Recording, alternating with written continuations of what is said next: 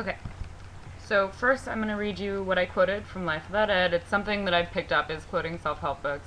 By the way, I'm sorry that I look kind of gross. I haven't showered today. I have to do that after this and then go straight to bed because I'm going to go to a yoga class in the morning. So, these are the quotes. I was finally starting to take what I had learned in therapy and use it in my everyday life. I was beginning to separate from Ed and truly take care of myself. I was treating myself with a new respect and really looking out for my best interest. I was doing the things that I never thought would be possible for me, and that felt really weird. Moving into this foreign territory was also scary. I found myself in a world where I did not know what was going to happen next because my responses to what used to be normal situations were all different. I began to interact with people in new ways, and I worried about how people would react. I was afraid that I would not be accepted. I was scared to rock the boat. And the next quote is, I learned in therapy that I passed through 3 distinct phases in my recovery.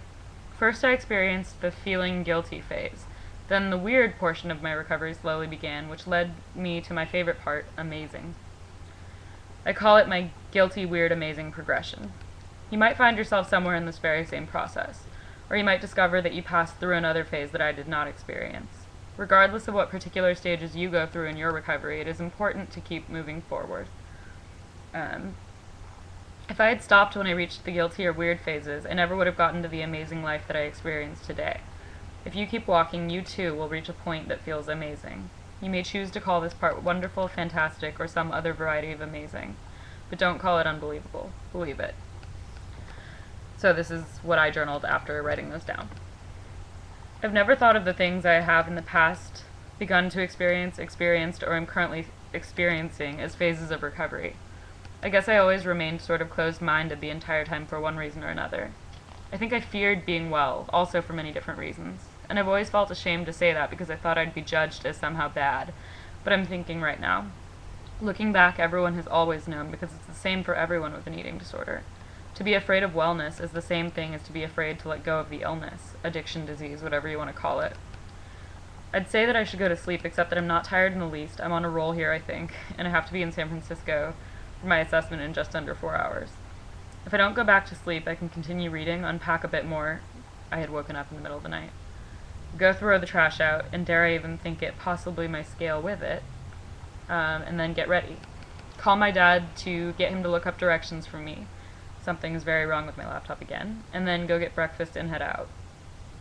Why am I afraid to get well too quickly, quote unquote? I definitely think there's something to the concept of letting go gradually so that it actually sticks, but there's a difference between that and purposely slowing the process down, which I think I do. That's another thing I'm afraid to say, or, quote, that my eating disorder doesn't want me to say. Maybe this morning over breakfast I can bring my notebook and start trying to write the story I've been tossing around mentally.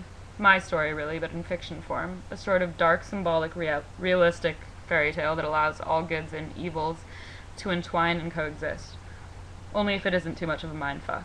That's not a bad idea, maybe starting a routine of writing while I eat my breakfast. Writing anything I want. I thought my creativity had died with, at the risk of sounding dramatic, but in reality, being quite honest and frank, my sense of youth and curiosity. Maybe that's it. My sense of curiosity is just beginning to hesitantly rekindle itself, or I am hesitantly beginning to rekindle it, and with it comes that strange feeling, that foreign feeling, not unlike the sense of youth I thought I had lost, that I think in all honesty I had forgotten about. My destruction grew up, became so adult and familiar and solid that I guess there was no room left for newness or curiosity or childlikeness. I became so accustomed and set to, quote-unquote, being mature and, quote-unquote, practical, that I abandoned surprise, and with that, excitement in life. Maybe it's what one of my old favorite authors said in reference to Emily Dickinson, Francesca Lia Block in her book Echo, that Dickinson wrote so intimately of death because she had a fear of losing her true love being life. She wrote, and I remember this years later, "If death is your lover, he can never leave you." Maybe I've been afraid to love life because the passion is overwhelming for me. Life.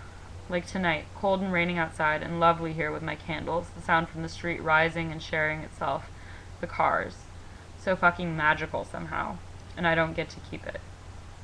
I've always said that I don't fear death, said and even believed at times that because I do not believe in life after death, and thereby do not believe that I will know or understand it when I'm dead. But maybe that has been protective. Life is far from perfect, but these small things I've numbed myself to bring me a sense of calm and joy so unseen and so unsolid that I don't really know what to do with it. This is the real stuff, isn't it? These are my real thoughts and fears and fantasies. And objectively, hell, I find my true self a lot more interesting, intriguing, and mature than my eating disorder itself. So that was really, really, really a cool moment for me. It might not seem like a big deal to a lot of people, but to have accessed anything real that didn't have to do with fear around weight or food or whatever the fuck it is, now, was kind of amazing. I mean, it's, yeah, it was awesome. I don't have a whole lot that I feel like saying right now. I have to go to bed soon, and I kind of want to try to make myself journal and do some things because I'm in kind of a fuck you mindset. Like, it's not, like I said, recovery's not a straight line, and today in particular I've been having, or my recovery has not been a straight line. And today in particular I've been having some pretty negative thoughts and experiences around body and food and stuff. So I need to journal. Journaling has been a huge help. Yeah. Alright, bye guys.